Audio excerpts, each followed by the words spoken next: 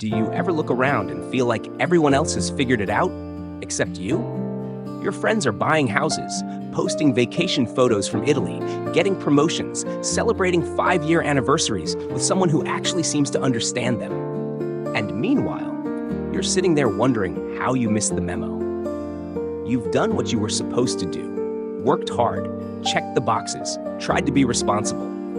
But somehow, success feels like it's always one step ahead of you. If that's been sitting on your chest lately, I just want to say this.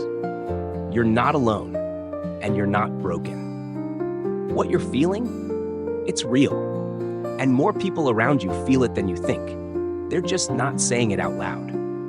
There's this quiet panic a lot of us experience in our 30s and even 40s. It's like waking up halfway through a movie you didn't realize you were starring in.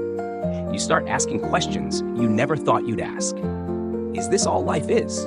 Did I take a wrong turn somewhere? Why does everyone else seem further along than I am? And here's the thing. We were told a very specific story about success growing up. It had a timeline. Go to school, get a decent job, work hard, find your person, start a family, buy a house, maybe climb the career ladder or start a business. By 35 or 40, you were supposed to feel stable, secure, and proud of what you'd built. But if you're watching this, maybe your reality hasn't matched that timeline. And instead of feeling accomplished, you feel behind. I get it. I've felt that too. So in this video, I want to walk you through 5 truths about success that no one really tells you in your 30s. Not your parents, not your teachers, and definitely not social media. These are the things I wish I had heard sooner. Things that help me breathe a little easier, stop comparing, and start feeling like my life was actually mine again. Let's start with the first truth, and it might sting a little at first, but I promise it gets better. Success isn't a finish line, it's a moving target. So many of us grew up with this idea that success is a place, a destination. Like once you get there, then life begins. You land the job or hit 6 figures or meet the one, and finally you get to relax. But no one tells you how often there moves. You get the job, and now you're worrying about promotions. You find the person, and now you're navigating mortgage payments, in-laws, parenting, or just trying not to lose yourself in the mix. That finish line, it keeps shifting. That's not failure, that's life. I had a friend who once said, I thought if I just got promoted to manager, I'd finally feel like I made it. But all it did was unlock a new set of problems I wasn't ready for. More money, sure, but more pressure, less time, and honestly, more loneliness than I expected. That hit me hard, because it reminded me that chasing a finish line that keeps moving will only leave you exhausted. The goalpost will always shift, and if you tie your self-worth to catching it, you'll always feel like you're behind, no matter how far you've come. Here's what helps. Shift your idea of success from being a place to being a practice. Success isn't always flashy. Sometimes it's choosing not to send that angry email. It's saying no to something you don't have the bandwidth for. It's showing up to therapy. It's making dinner at home to save $20 because you're working towards something bigger.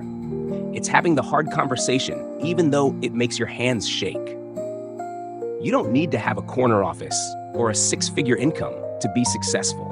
You just need to be moving in a direction that aligns with who you are and what you value. That alone is rare and powerful. And that leads to the second truth, one that's even harder to accept when you're scrolling Instagram at 11 p.m. And it's this. Everyone's timeline is different, and comparison is a liar. Let's be real. We've all compared ourselves to people we went to high school with, college friends, coworkers. You see them posting pictures of their 3rd kid, their new home, their thriving business, and you start to spiral. You wonder if you missed your chance, or made a wrong choice, or just aren't meant for success. But here's what those posts don't show you. The arguments they're having behind closed doors, the panic attacks they're quietly managing, the debt they took on to afford that car, the regret they carry from choices they made to survive. You're comparing your behind the scenes to someone else's highlight reel. And no matter how confident or composed they look online, no one has it all together. No one is on a perfect path. We're all figuring it out in real time, even the people who look like they're miles ahead. A woman I used to work with seemed like she had the perfect life. Beautiful family, great job, always polished. I admired her. And then one day, over coffee, she opened up about how lost she felt. She said, "I've done everything I was supposed to do, but I don't even recognize myself anymore." That stuck with me because it reminded me that just because someone looks like they're ahead doesn't mean they feel that way. The moment you stop treating life like a race, everything changes. You stop trying to catch up to people who were never on your path to begin with. You start tuning back into your pace, your priorities, and your progress. And that brings a kind of peace that no amount of hustle can buy. There's a third truth that's been especially freeing for me, and I want to share it with you before we keep going. It's something that most of us in this age group don't say out loud. Maybe because we're afraid it makes us look weak, but here it is. Sometimes feeling behind is actually a signal, not a failure. It's a signal that you're waking up, that you're not just coasting through life on autopilot, that some part of you is ready for more meaning, more alignment, more intentional living. That feeling of discomfort, it's not a punishment, it's an invitation. When I was 34, I hit what looked like a dead end. My job felt meaningless. My relationship was full of unspoken resentment. I was constantly tired, constantly stressed, constantly wondering what was wrong with me. I kept saying, I should be happier than this. And then I realized, maybe the fact that I wasn't happy wasn't a personal flaw. Maybe it was information. That shift changed everything. I didn't need to blow up my life overnight, but I did need to stop pretending everything was fine just because it looked okay on the outside.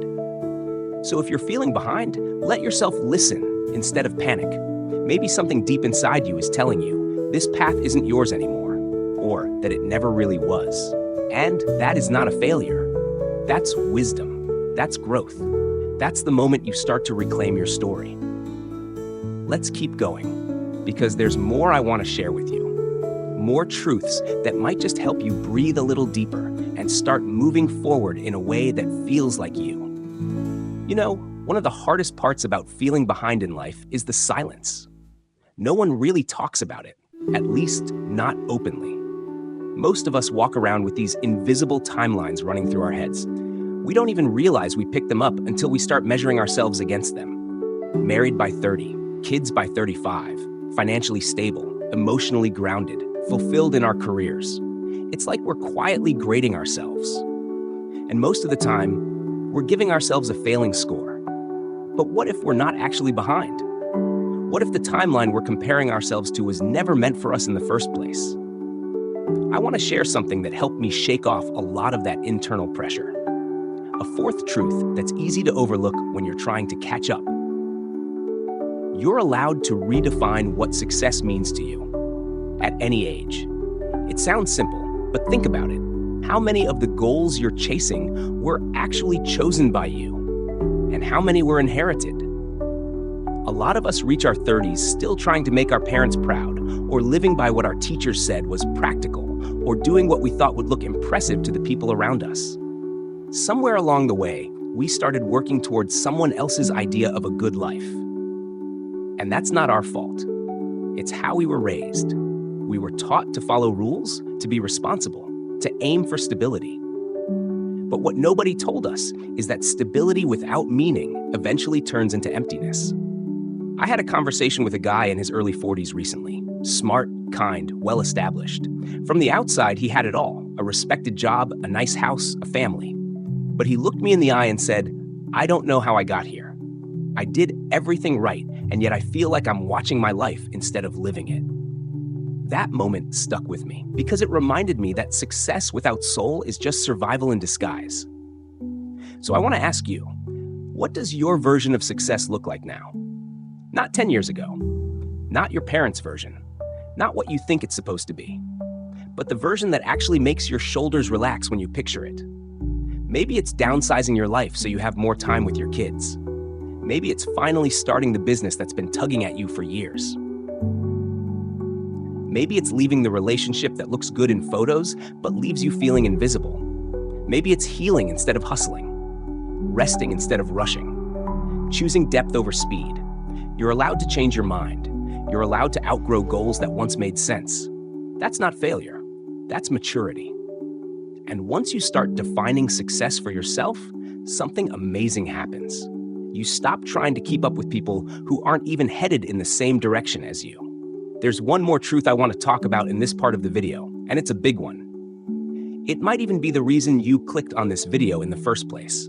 Because deep down, some part of you is carrying this quiet fear that it's too late for you, that you missed your chance, that success, whatever that means, just isn't in the cards anymore. So let's go there. Let's talk about the fifth truth. It's not too late. It never was. I know you've heard that before, and maybe it felt a little hollow, but I want you to really hear it this time. It's not too late to start over. It's not too late to pivot. It's not too late to choose differently, even if you've already invested years into the wrong thing. There's a myth that by your mid-30s, your life should be locked in. That if you haven't made it yet, it probably just wasn't meant for you. But that myth is poison, and it's keeping too many people stuck in lives they've outgrown. Let me tell you, some of the most incredible people I know started completely over in their 30s, 40s, even 50s. One friend walked away from a stable corporate career at 39 to pursue photography. He had no portfolio, no formal training, just a passion that refused to die. Now at 43, he runs a studio with clients around the world. He says he's finally waking up excited again. Another friend got divorced at 37 and thought it meant she had failed. But through that pain, she started reconnecting with who she was outside the role of wife. She moved cities, made new friends, started therapy, and now runs a support group for other women going through the same thing. They're not exceptions, they're reminders.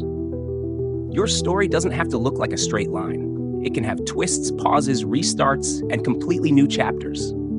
The beauty of being in your 30s or 40s is that you're old enough to know what matters and still young enough to do something about it. You haven't missed the boat. You are the boat. You get to choose the direction it sails. You get to decide what you're willing to carry and what you finally let go of. And yes, change is scary, especially when you've already invested so much in where you are now. But you're not starting from scratch. You're starting from experience. There's strength in realizing that you can choose differently. That's something not everyone gives themselves permission to do, but you can. And if no one's told you that lately, let me be the one who does. You're not too late. You're right on time for the version of life that's waiting for you, not the one you were told to live. Let's keep talking, because there's still more I want to share with you. You've come this far, and I want to leave you with something real, something that reminds you not just that you can move forward, but that you already are. Let's take a breath for a second. If you've been watching this far, then you're probably feeling something stirring. Maybe a little discomfort, maybe a little hope. That's good. That means you're waking up to the truth that your story isn't over, and it's not on the wrong page. It's just unfolding differently than you thought it would. And maybe that's the final, most important truth of all. Your path is allowed to look different. Your journey doesn't need to be linear. Your success doesn't need to be impressive to be real. Your life doesn't need to look like anyone else's to be meaningful. It just needs to feel true to you.